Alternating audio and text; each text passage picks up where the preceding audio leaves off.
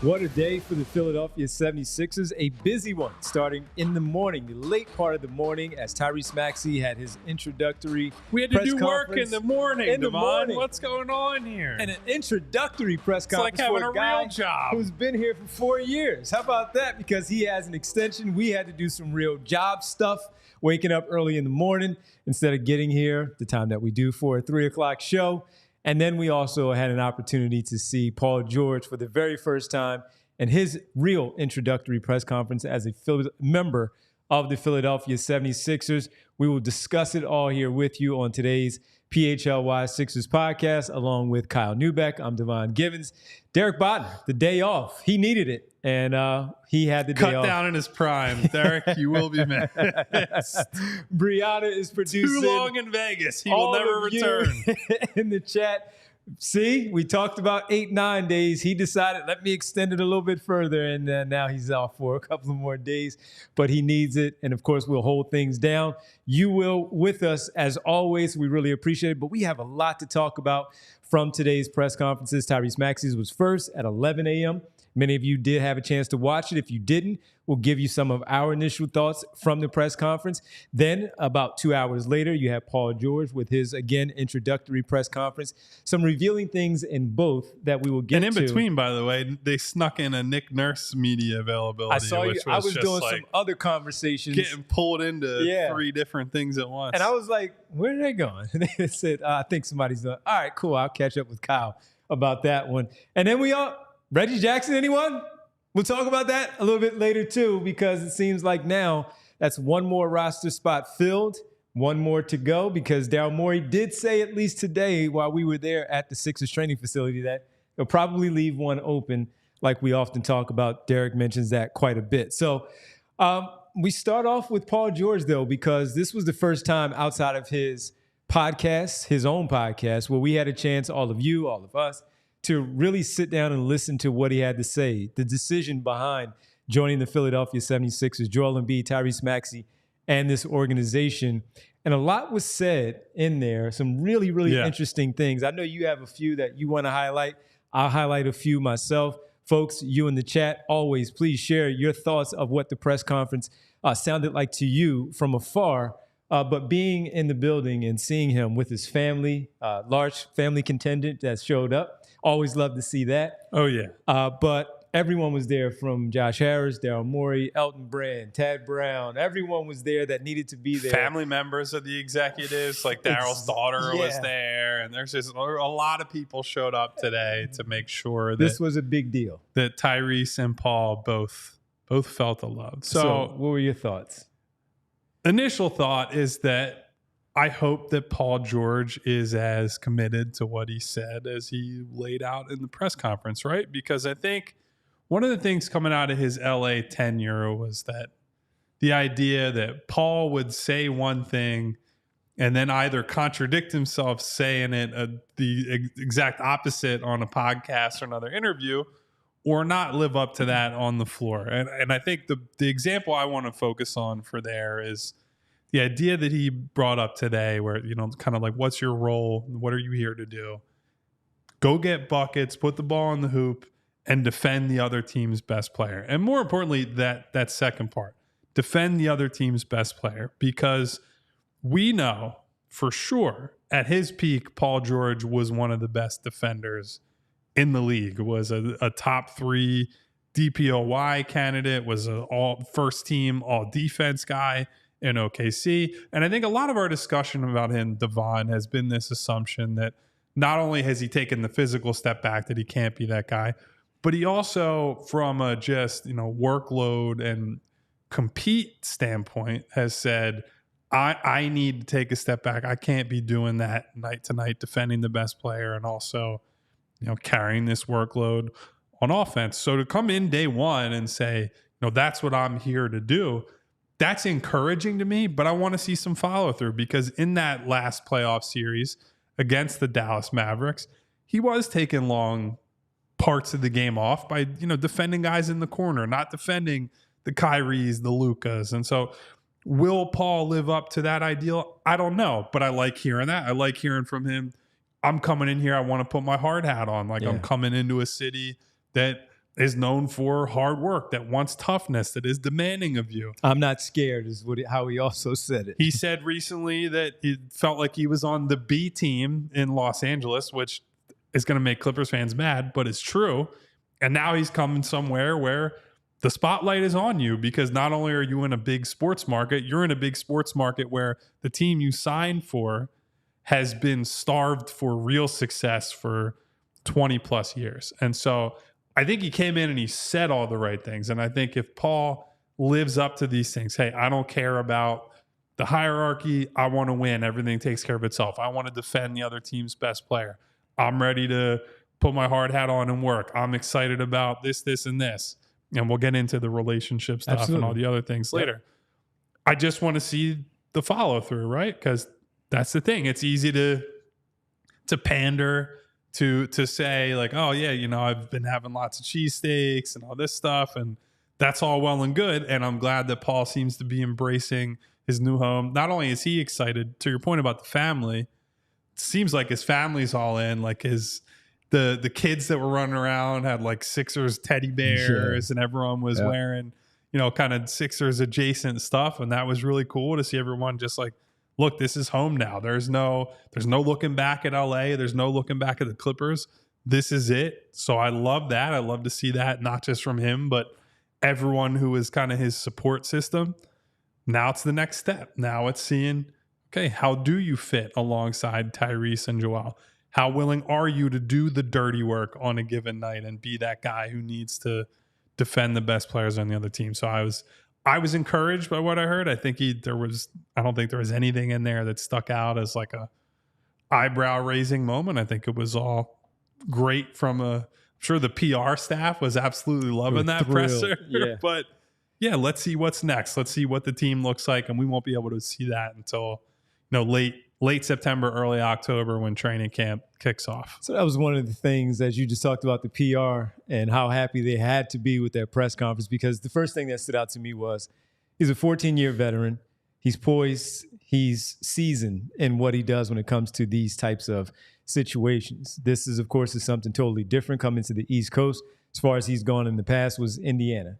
And now being here, discussing all of that, taking this trip over here, the family and all, you're absolutely right, Kyle, that the one thing that stood out was the fact that he mentioned coming in, definitely want to take the opportunity to take the best player on the defensive end and get buckets. And you want to hear that. And especially when we're talking, and be a closer, he mentioned, and be a closer and be a guy that can not only close, but also set up things for being a closer, discussing all of that. The fact that he laid all of that out and talking this big game at the age of 34. How much did we talk about it in previewing the possibility of a recruitment for him in free agency? And we always had to go to the age, because that's where you have to start first. He's 34 years of age. You're giving this man $200 million.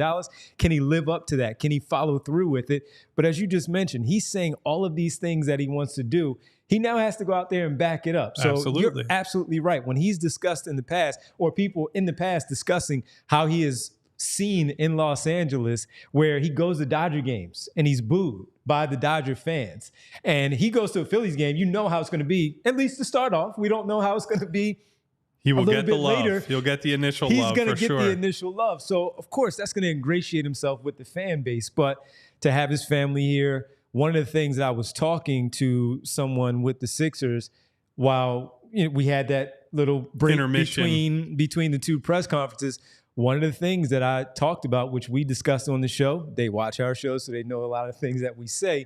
But the one thing that I did bring up was I'm very curious to see how he follows through with everything that you just pointed out, because he wanted to be in Los Angeles. There's no secret at all. He's talked about it on his podcast. Steve Ballmer has talked about it. I give credit to Sixers.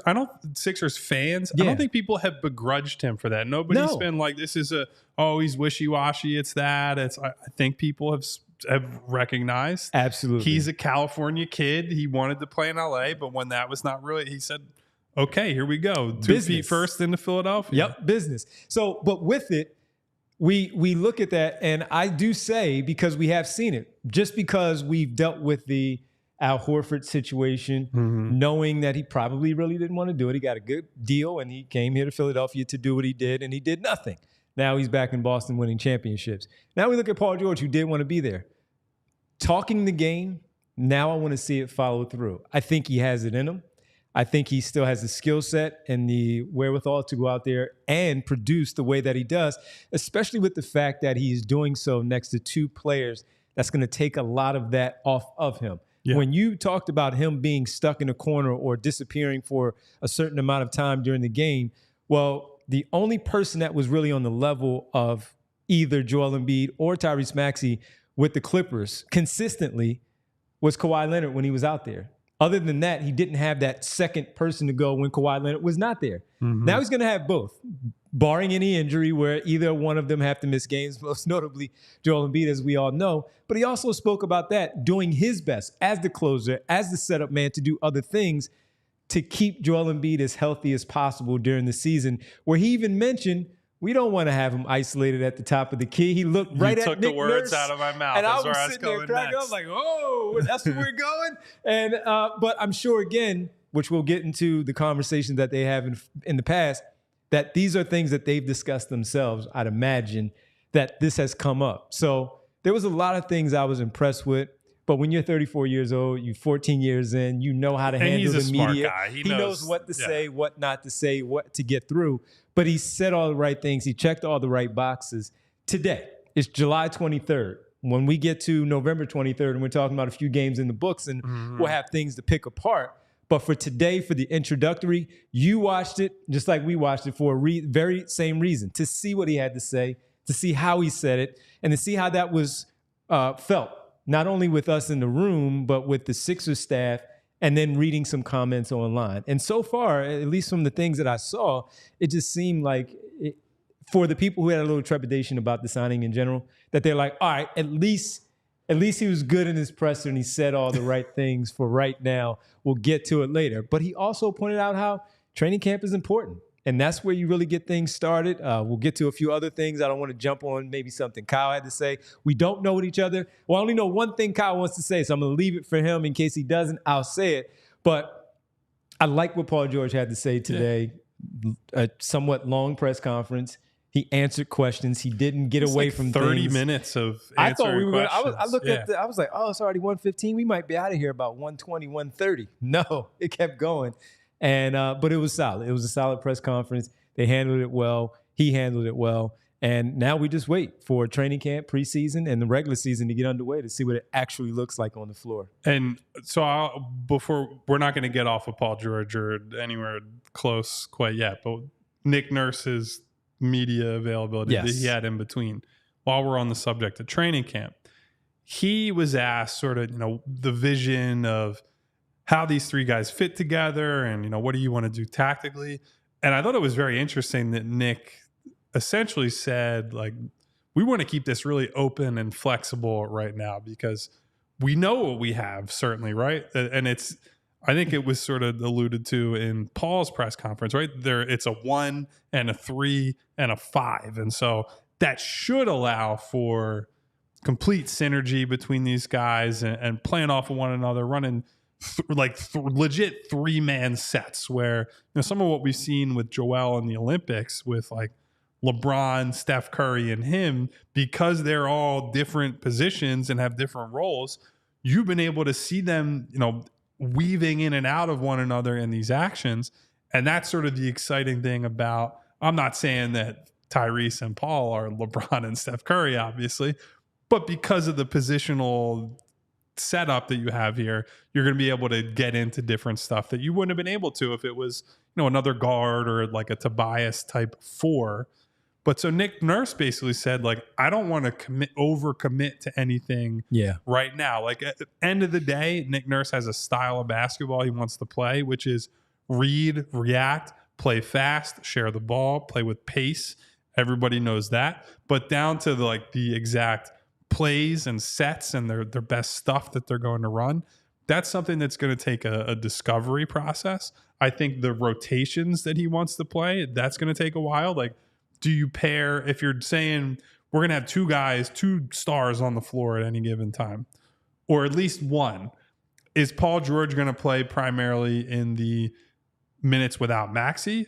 or the minutes without Joel Embiid. And what was that pattern like in Los Angeles for him? Yes. What does he like? Embiid played the entire first quarter Yes. this year when in Doc Rivers' tenure, came off the floor at about the 6-minute mark, and Tyrese Maxey stayed on the floor with Tobias Harris. So that's something that they're going to have to figure out. There's a lot to figure out there for sure. But I think it's very interesting that I'm sure Nick in his heart of hearts knows kind of like, these are my, let's say 10 to 15 things that like, I know I want to run with this group that I want to get to, but there's so much offensive talent and then good complementary supporting pieces around them. Yes. And critically, because we brought this up a lot of times with the stars we said we didn't want the team to trade for last season, you have guys that are okay starring in roles, right? Andre Drummond, we've talked about embracing the backup center role. Caleb Martin is content being like that fifth starter type guy, opportunistic offensive player. Even Kelly Oubre, who we were worried about, how does he fit into the hierarchy? That's kind of been his problem in the past. He showed a willingness to pass the ball more, to take on challenging defensive assignments. And so they have the recipe and the base level for a really, really good team. And Paul's arrival is the biggest part of that this summer. Absolutely. So we'll get to a few more nuggets that came out of there. You saw it. If you didn't, we'll bring those to you, let you know what they were. Kyle has his, I have mine. Try not to steal each other's, but I think we were impressed with a lot of the same things. We'll get to the very next one on the other side right here on the PHLY Sixers podcast. Well, guys, you've been hearing a lot about our friends at Rite Aid recently. Here to tell you about a different part of the Rite Aid, let's say, collection, right? Like the selection that they have.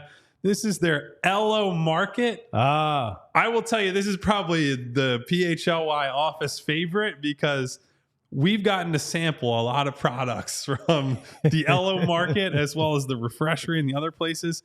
Guys, the LO Market is the candy, snack, and pantry item portion of Rite Aid's selection. And let me tell you, we have been going through peach rings, Starlight mints, gummy butterflies, gummy sour worms. There have been all kinds of candy. You know. I mean, Devon saw me eating candy on the way in here. We have a lot of sweet tooth people around here. But if you're looking for something slightly healthier than all the chewy, delicious, sugary stuff, they have trail mixes that are packed with vitamins, minerals, healthy fats, fiber, and protein. They've got granola. They've also got, pantry staples. You can get some honey. There's popcorn, right? Ooh. Are you a popcorn guy? Yes, sir.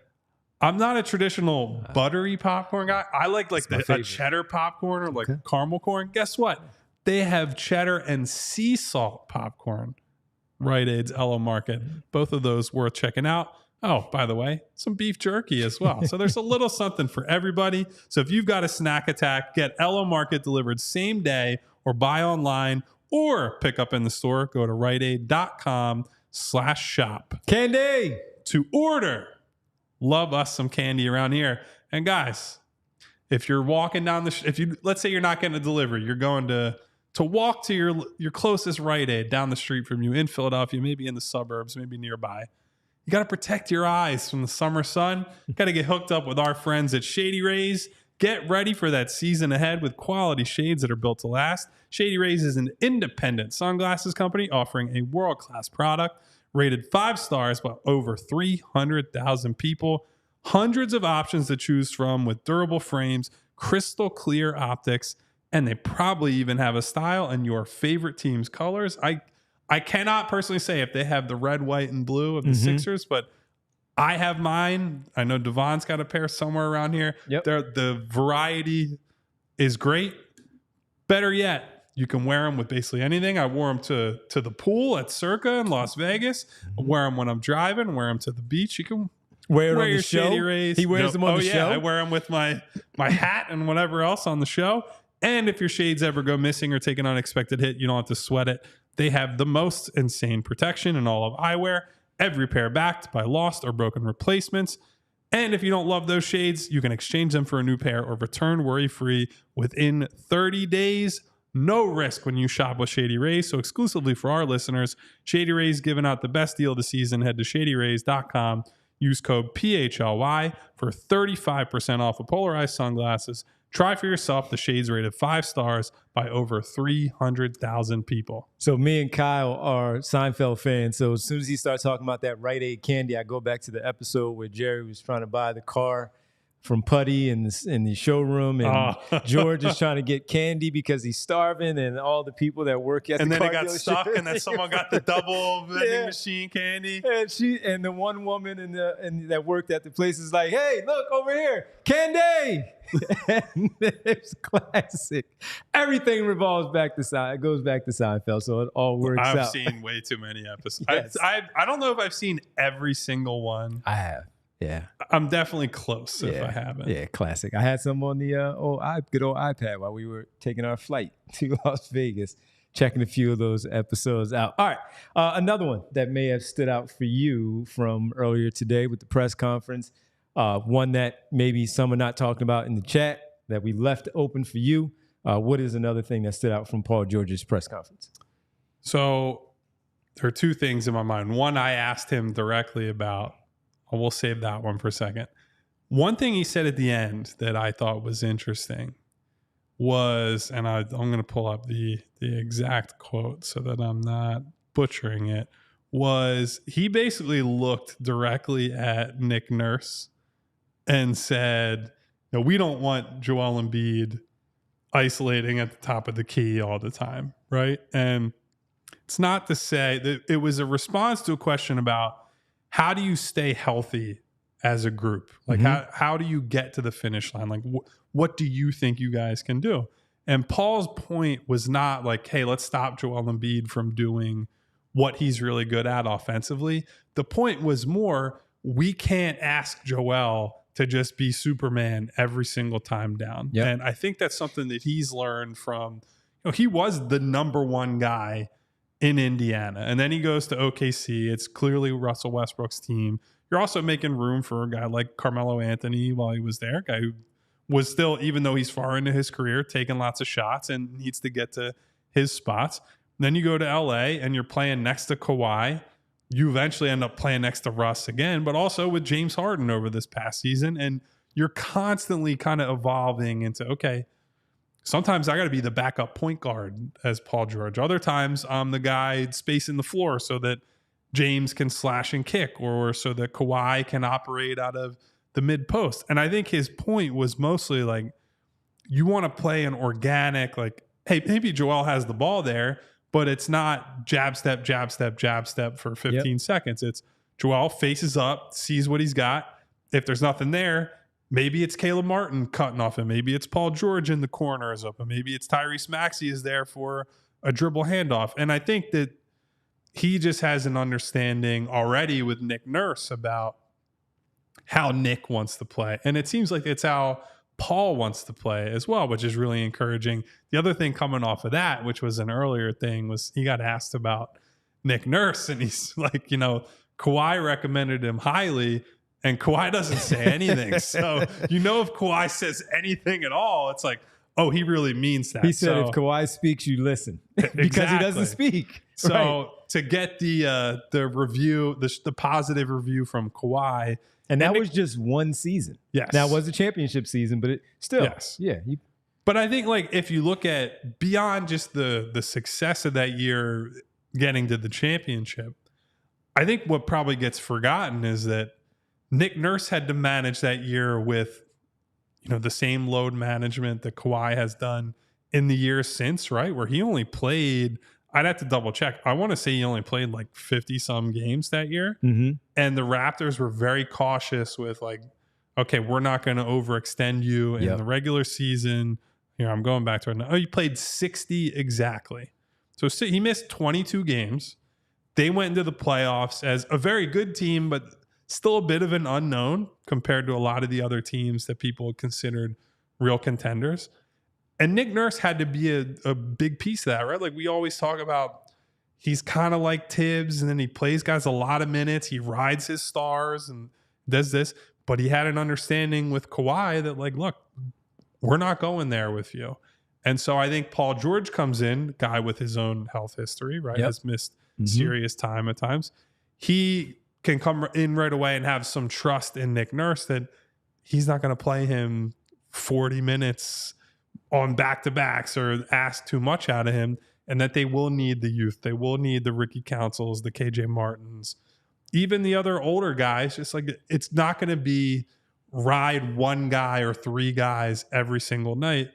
And so that was one of my big takeaways, is kind of just the distribution of workload, playing in an offense where the ball's being shared. Nobody has to be Superman night to night. And so I think he's coming in here with the right attitude. So one of the things off of the Nurse piece, as Kyle talked about 2 or 3 different ways of how Nurse was important in the conversation with Kawhi and a few other things, was the exchange that he had, Paul George, with the media.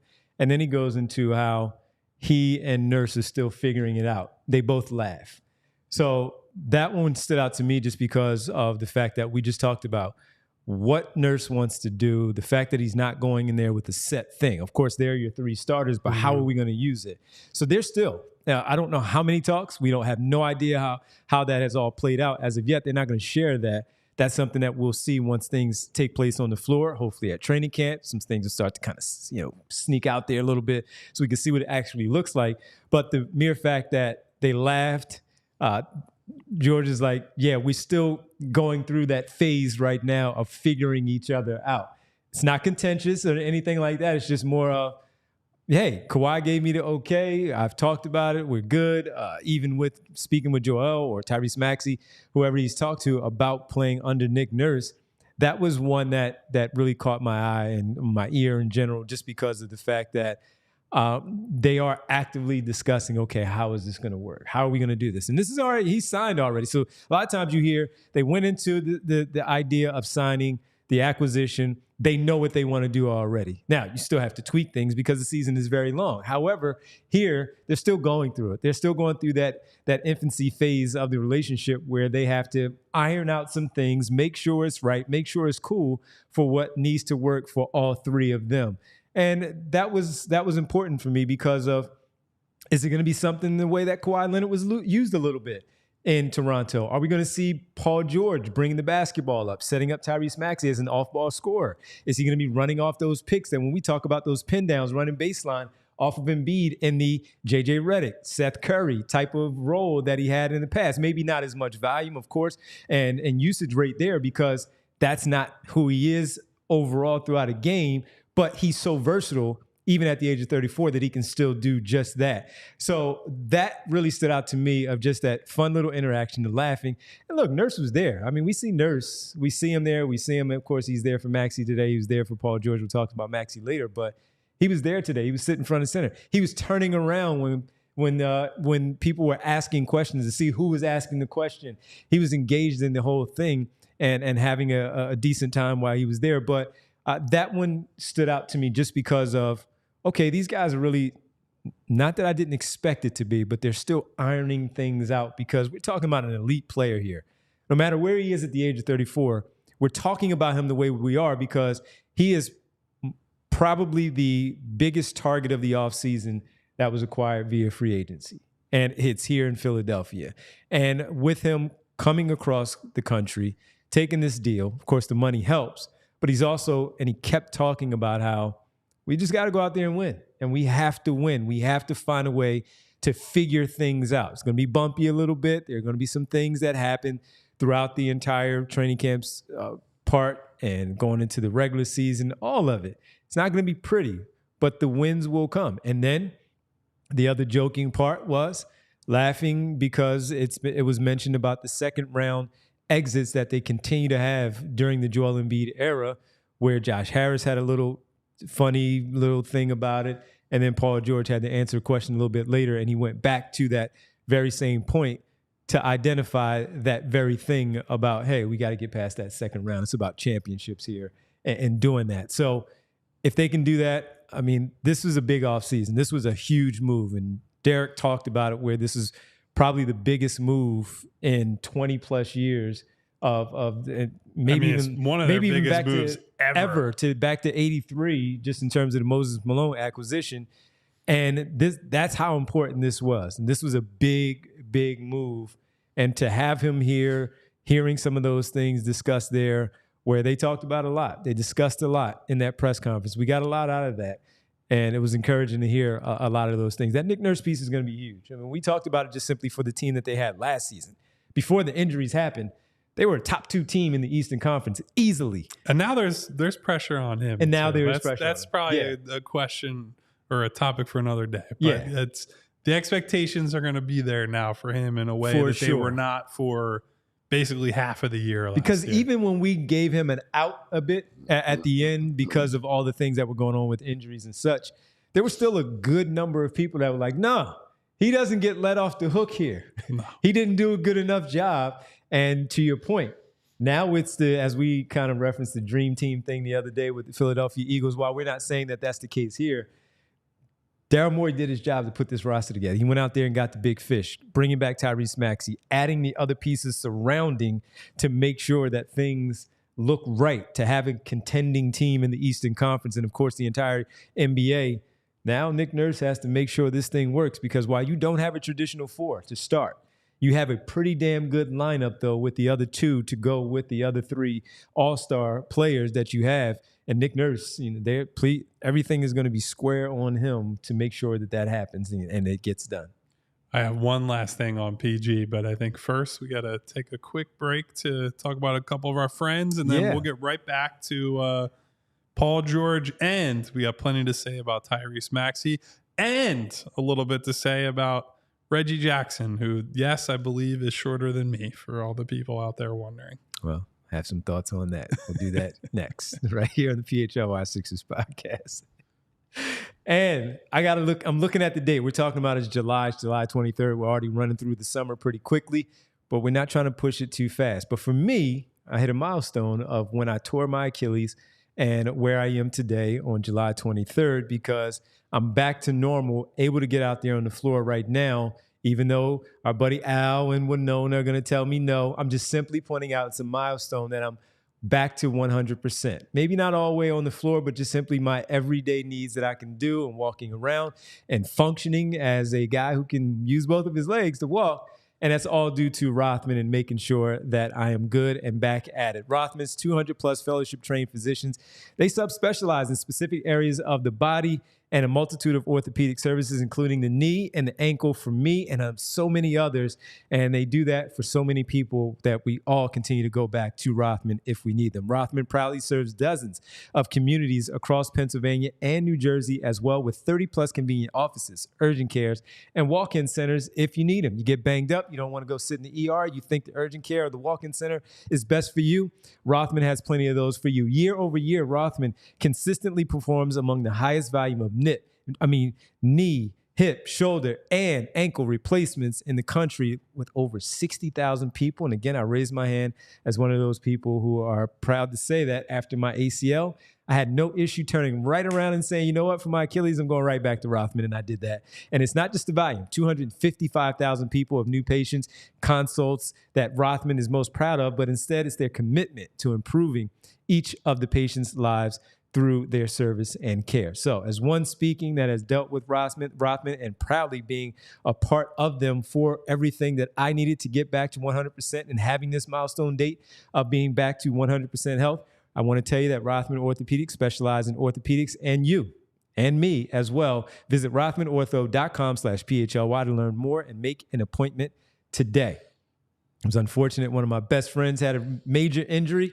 And you know where I told him to go? I told him to go to Rothman. When it comes to building out a roster or looking at the Summer League squad, as we've talked about, and you want to make sure that you get a good place to look for some jobs, talking to another close friend of mine about some jobs in their field and looking at this place that we want to tell you about right now, and that is our good friends from Indeed, and we are driven by the search for better. But when it comes to hiring, the best way to search for a candidate isn't to search at all. Don't search, simply match. with Indeed. And if you need to hire, you need Indeed. Indeed is your matching and hiring platform with over 350 million global monthly visitors, according to Indeed data and matching engine that helps you find quality candidates and do so fast. And Indeed doesn't just help you hire faster. 93% of employers agree Indeed delivers the highest quality matches compared to other job sites, according to a recent Indeed survey. And with that, when we look at the basketball team and trying to put some things together, you know what?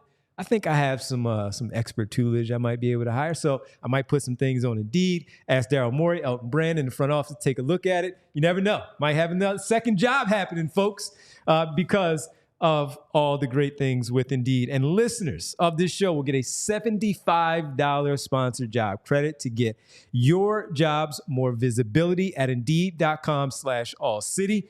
Just go to Indeed.com/AllCity. Right now, support our show by saying you heard it here first, and Indeed, about Indeed on this podcast. Indeed.com/AllCity. Terms and conditions apply. You need to hire. You need Indeed. Well, I was going to continue talking about Paul George for a couple of minutes, but the chat has been taken over by a bunch of people who are making references to my dislike for short basketball players.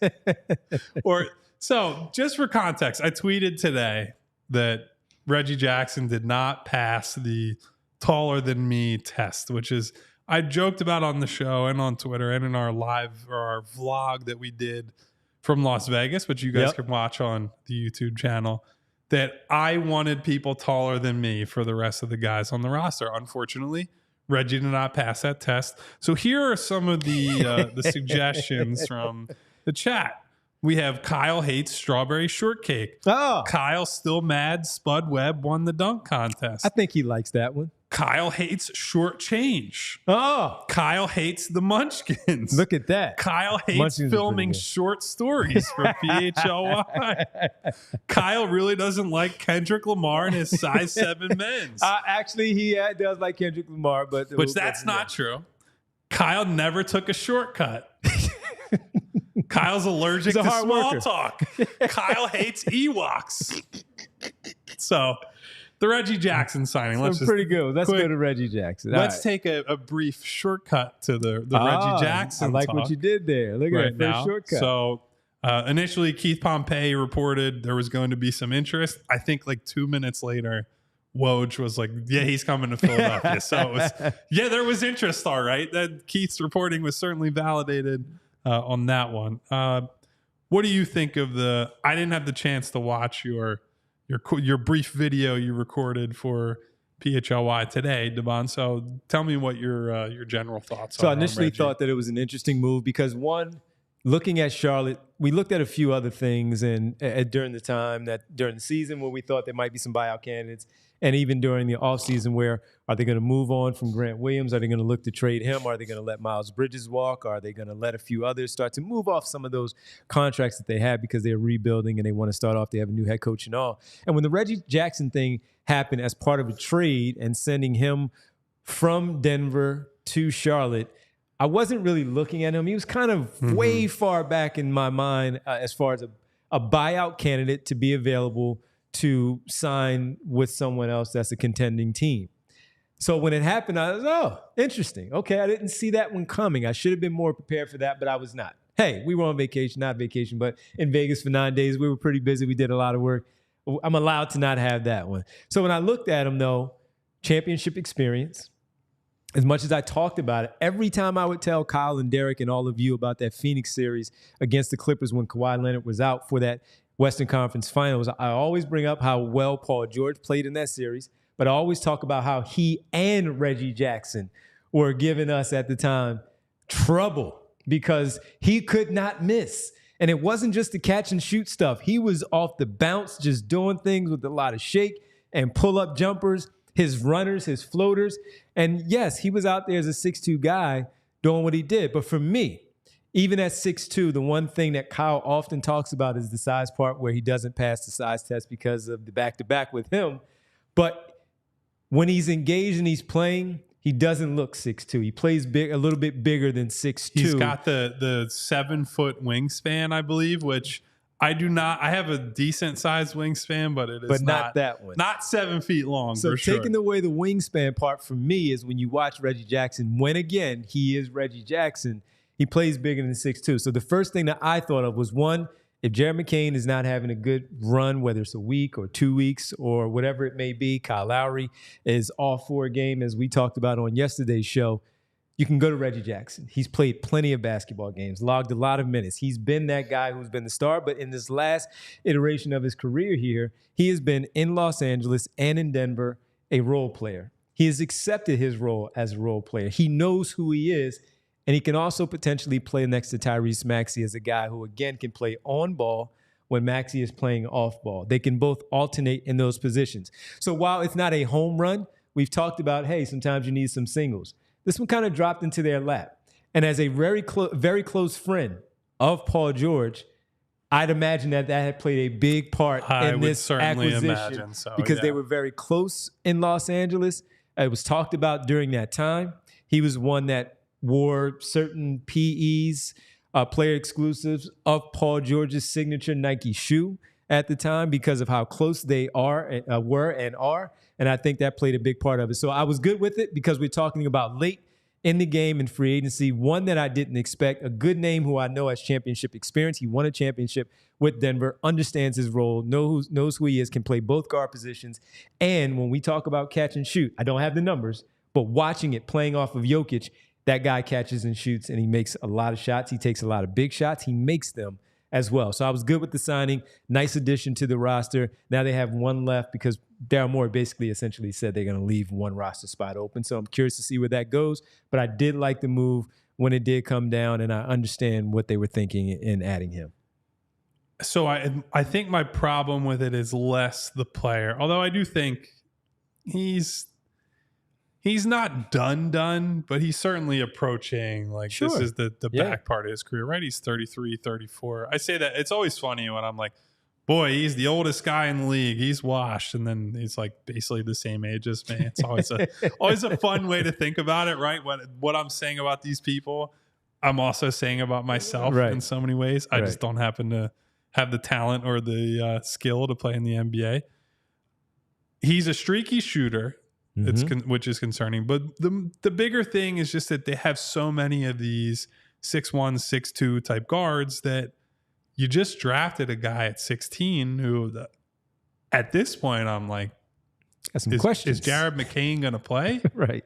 Or is this going to be a big Delaware Bluecoat season for him as they kind of bring him along and figure out what he is in the NBA? Now, granted, different skill set, right?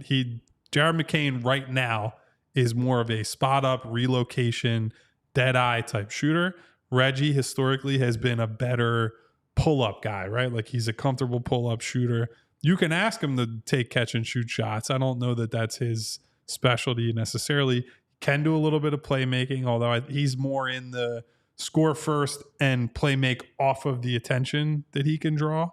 I think he's crafty enough for a backup ball handler as like a pick-and-roll guy. I think he's probably got a better chance to run some stuff with somebody like an Andre Drummond and just like get him some easy shots. Two veterans that just know how to do it. Like you've seen that with, I think he's better suited throwing lobs to like a DeAndre Jordan that he played with sometimes in Denver or somebody in that mold.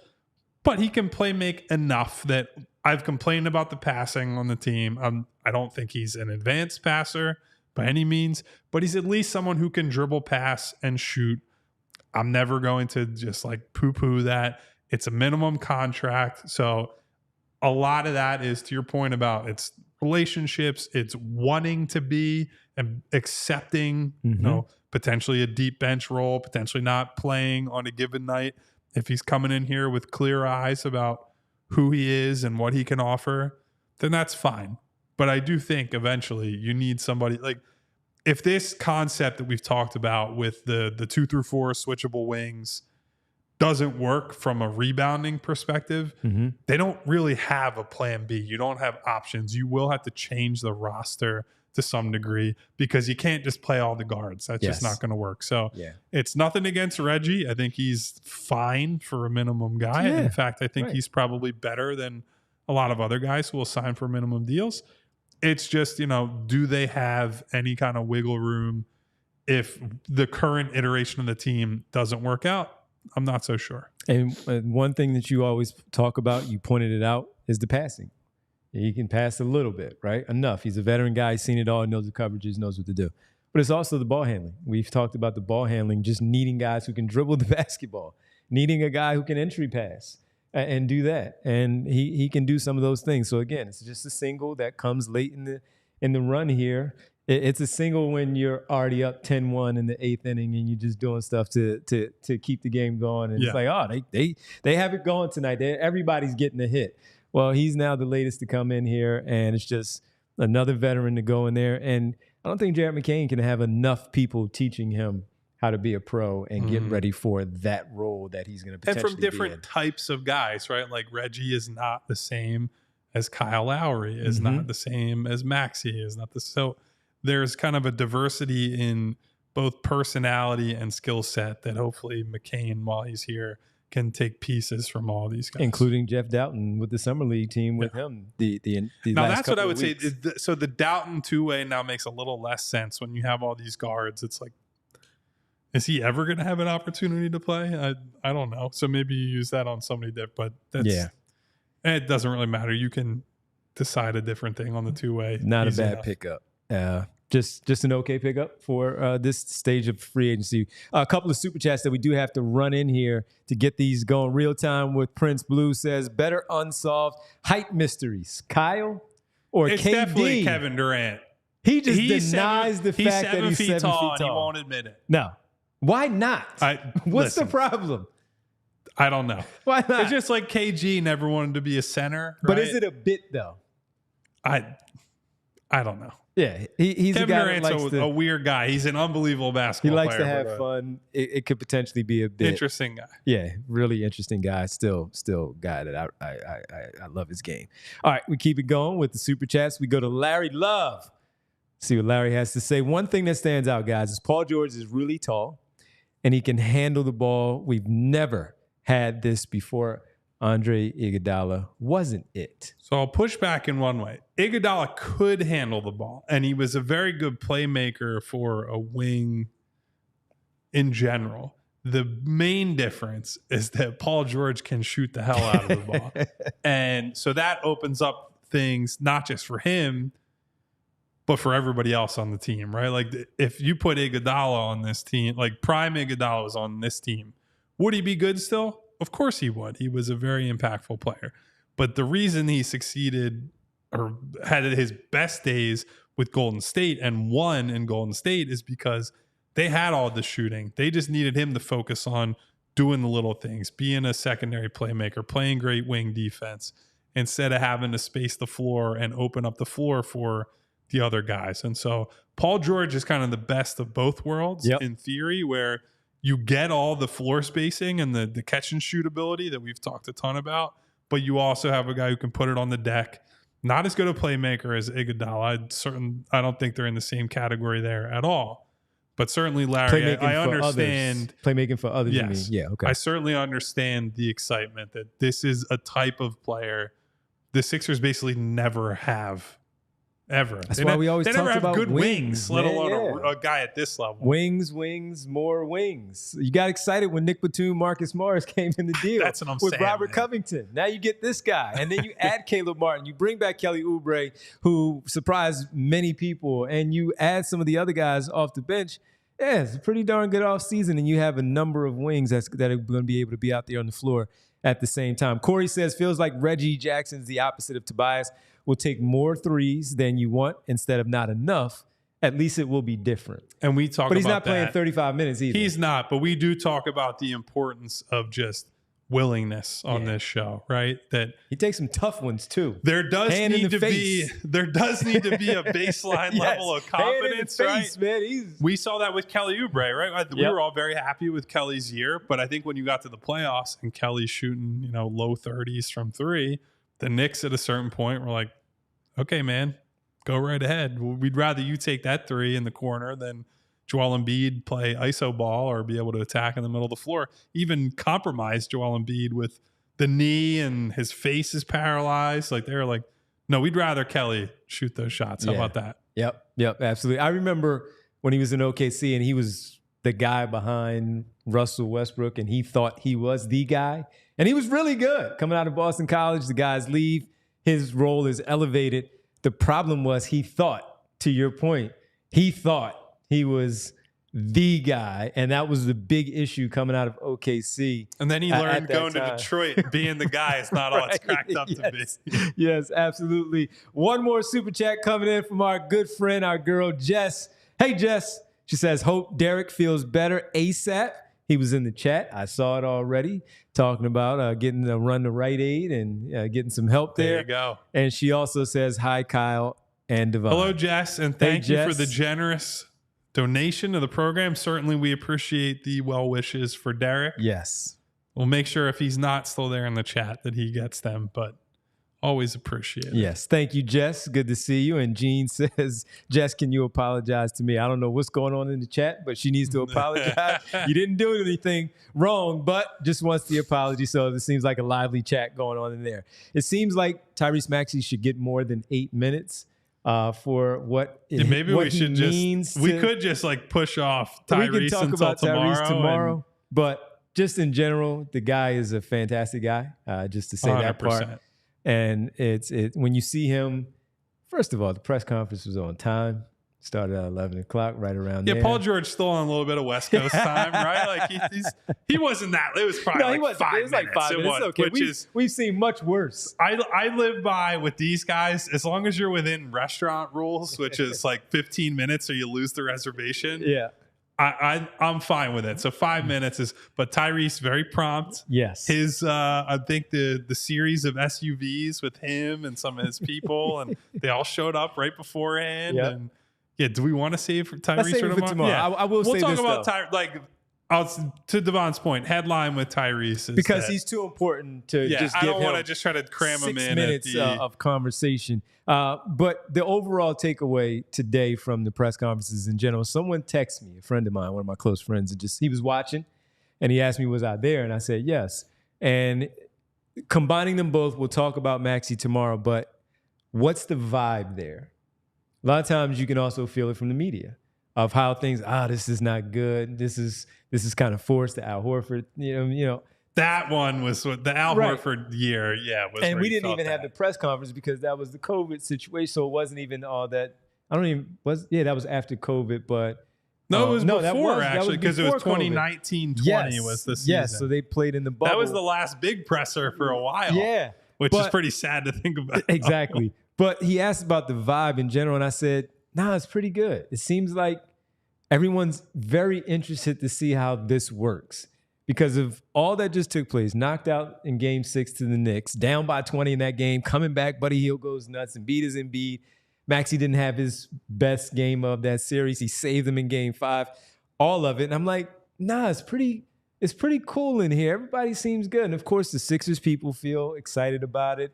They're very interested. They don't know Paul George, but he's very gracious with his time since he was back a couple of weeks ago here on the weekend. He did everything they asked of him. Today he has a busy schedule. He has so many things to do. Today his family was here. Of course, the Maxey piece of it. So just the vibes in general and just stating that a lot of times that people cannot attend these press conferences like we do. And at this point, we've been to so many, it's just like whatever. But no, you can feel that this was big. This was different when it comes to these types of pressures. I think we feel it every day, just, dealing with the people who watch the show, the people who tweeted us, people I run into in the city, so on and so forth. The mood has definitely lifted. 100%. It helps that, people just love Tyrese. That is a big part of all this. I think seeing the organization, I've said this many times, I think seeing them take care of him in the way that they did with that museum, the museum and the video and, Joel showing up for it and all that. I think that has been a critical piece of it. One last Paul George thing I want to make sure we get to before we get out of here. The part that he talked about Joel being like his secret all-star friend. I don't know how this took so long, but this is good stuff. And I followed up on that. Was like, look, Paul, I'm sure you know this, but Joel is not exactly like Mr. I know everybody in the league. I go out and party. Like, he keeps to himself. He stays to his family. So, like, how did this relationship come about? And he just talked about, over the years at All-Star, these guys would talk and then they see each other again. And it's, how are your kids? How's the family? Congrats on the shoe deal, he said, was one of the, and then one year he said that the two of them were chatting and Joel opened up, just like wanted to have kind of this long-term relationship. And I think from what I heard from Paul and what I know Joel quite well, having covered him this long, it seems like I don't want to call them kindred spirits, but both of them are guys who keep lower profiles. Well, aside from the whole podcast thing, but in terms of Paul George is quieter, generally right? quiet, He's not like a big rambunctious, certainly not like a Jimmy Butler type of guy, right? He's not Kawhi either, but he's in that kind of, I do my thing and I have my circle of people, but I don't necessarily just connect with everybody. And so I think they understand each other intuitively in that way. And so he said at the beginning of the presser that at some point it sort of felt inevitable they would play together at some point. And so it's cool to see. That's been a point of criticism for Joel at times, right? That he doesn't step out of his shell. And we've seen him do that quite a bit now over the last couple of years. Certainly going on NBA Countdown to make sure that they were able to get Paul George with the side eye and the discussion on the set of ESPN. So yeah, I don't know, man. That was pretty cool. It was pretty cool. It's cool to hear that. It's cool to see. Had no idea he had that. I didn't either. So to see him evolve in that way and he's not a recruiter. He doesn't do that. I mean, he'll have fun on social media and troll, but for the most part, he's not a big recruiter. All right, we got a couple more super chats that we need to run through. Sean Wofford said the aggressiveness from Jackson will be good when Embiid is out. We'll see. Again, it can cut both ways. It can go, yeah. Because again, he had to be pulled back when he was in OKC. That's why he got that $80 million deal in Detroit and found out when he got there that doesn't always lead to winning. And also, Larry Love, I don't think McCain will be here after January. It's a bold take, but we'll see. I think they'll give him a little bit of a leash to see how things go. And our girl Jess again, a very, very, very generous donation. We just got back-to-back very generous. Come on, Jess. Chad is asking for a full roll call, Kyle, today. Also seeing Paul George in the full Sixers gear has her feeling very generous. My goodness. And then, thank you. And then, not to steal Jess's thunder, because Jess, you are killing it today. Thank you, Jess. Bootzilla comes in and says, I'm well behaved today, Kyle. Here's a nice, healthy super chat for the PHLY Sixers podcast. So thank you very much. I want to say thank you very much to Boots. I did at the end of yesterday's show give some grief to him and to Michael B. Yes. I know, but I don't know that either was very happy that I gave them the stern talking to. The point was not trying to shame anyone in particular. No, it's all love. It was just, we have our community here. I like seeing the same people every day. I don't want it to ever turn into, whether it's Boots, whether it's Michael, Jess, Larry, Winona, Gavin, Papas, like all these people that we see all the time. I never want it to get nasty. Like we can debate and we can disagree, bounce right back. And I can say, hey, Reggie Jackson is my height or shorter, right? And I don't want him on the team. And you guys can go rah, rah, rah, and yell, but I just always want it to be good vibes. I want this to be somewhere we can all come and have fun. Is the most important thing. At the end of the day, we yell I yell at Derek. I say we yell at each other. I yell at Derek. I yell at some people. I make fun of people from Denver, but we're talking basketball. It's supposed to be a fun disconnect from all the other crazy nonsense happening in the world. So I'm appreciative of someone like Boots being able to come back today and say, this is just for the show, but it's for the community. It's for the vibes. We love that, and we appreciate that. Hold off on the roll call. And we will get a full roll call in a moment, I promise. Because I do want to say, as we get ready to step away, that if you are not a diehard member, make sure you sign up for our diehard program, because Kyle is going to have some things cooked up from the press conferences today. If you are not a diehard member, please go and sign up. Kyle just talked about the community. So with the community, We want to make sure that we do that and let you know that the Die Hard program is great. You get some first dibs on some merchandise. You get percentage off, first dibs to our events as well. And, of course, all the show's live events as well. So sign up, allphly.com. Derek, Kyle, football is getting ready to get underway with training camp. The fellas from PHLY, you got Flyers, Phillies, with some special people as well. So make sure you go sign up for the Die Hard program. Now, let's get to a full roll call, Jess. Roll call, baby. Roll call. This is Jess with the purple heart. This is for you. You asked for it. You gave us a very generous donation for it. You got it. So thank you and welcome, as always, to the old Valerians. There's a new one, actually. To Eugene Ross, the king of the exclamation point. What up, Gene? To Puppas coming in from overseas. Puppas, what's happening overseas? To my girl, Winona. Nona, hey. To Barbara Carroll. Hey, Barb. Ed Wright. What up, Ed? Darkness. Whoa. Prophet One. Turn the lights on. Valhos. What up? Hey, what Val. up, Val? Martian Lynch 33, the Caps Lock King in the building, as always. Public enemy number one, Money Mar. Money Mar, what up? Igavini. Derek says, what up, Money Mar? Igavini in the chat. Spo Babby. I love Spo Babby. No question. That's a great name, man. Sean Wolford or Wolford. What up, Sean? Thanks for the super chat. You can correct me on that, Sean. You tell me how you would like that to be pronounced, because I like getting it right. Provolone John. There you go. Marty Bones. What up, Bones? Let's see. We're going to scroll for a long time today to make sure we get everybody. Bootzilla. Lost Sleep TV.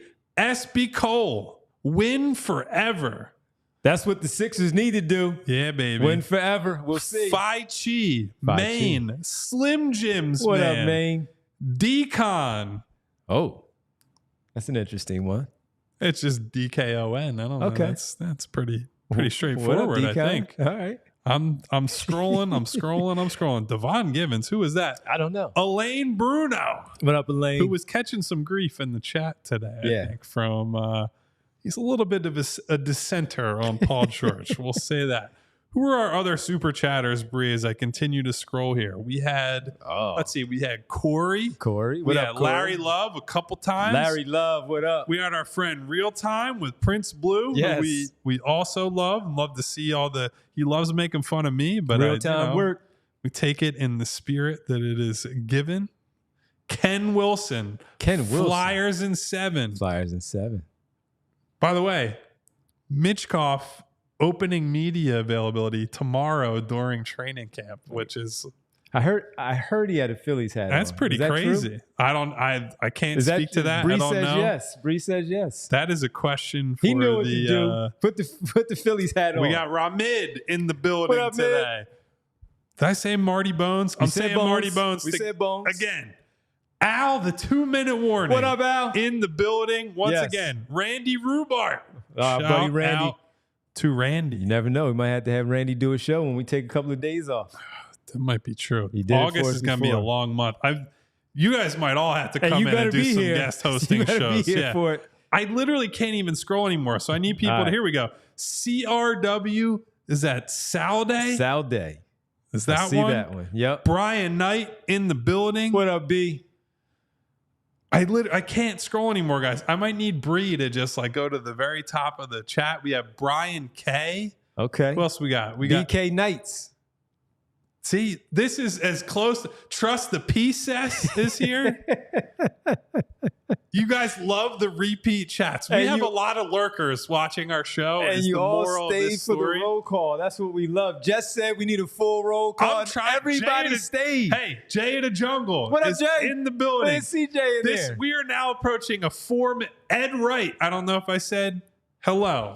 And thank you for being here. Ed, what up? That's 4 minutes worth of super chatting. What up to Derek Bodner at home in the chat, still participating in the show. And of course, what up, as always, to super producer Bree. No doubt about it. Thank you, Bree. That is I don't have a bell to ring. She's got the Bree bell. Might actually. There's the bell. Hey, ringing it from behind the producers. I always want to say behind the glass, but it's. Well, she does have a glass. She just has it open. And she's got a microphone. Bree, do you want to shout out anybody in the chat today? Because Bree, when Emma was talking on the mic, people were freaking out. How come Bree doesn't speak on the mic? Sorry, guys. What's up? I see a couple new ones. I see Kevin Bolden is in here. What up, Kev? What's up, Kev? Bree, it's your time. You got to go Boots. You got to do your Boots. You What love up, me? Boots? There you go. There All you right, go. let's get ready. We also got Alex Perry, Brianna Torres, and Sal are the last three that I can. That's 5 minutes worth of super Sal. chats, worth of shout outs, full roll call. Love all you guys. Put all the bell icons in the chat on the way out. Thank you for being here as always. Subscribe to the channel. Hit the bell icon if you want notifications each and every time we go live. Hit the thumbs up button to give a thank you to Jess for Jess. the generous super chat. To Two generous Bootzilla ones. for the Boots. generous super chat for the vibes. But also give us a thumbs up to send good vibes and well wishes to our friend Derek sitting at home, very sick. He will recover at some point. Until then, Yes, he will. the three of us here in the studio will hold down the fort. We will be back tomorrow to talk about Tyrese, talk about Team USA, a whole bunch of good stuff. Thank you guys, as always, for being here. Catch you later. We all silly like the mayor.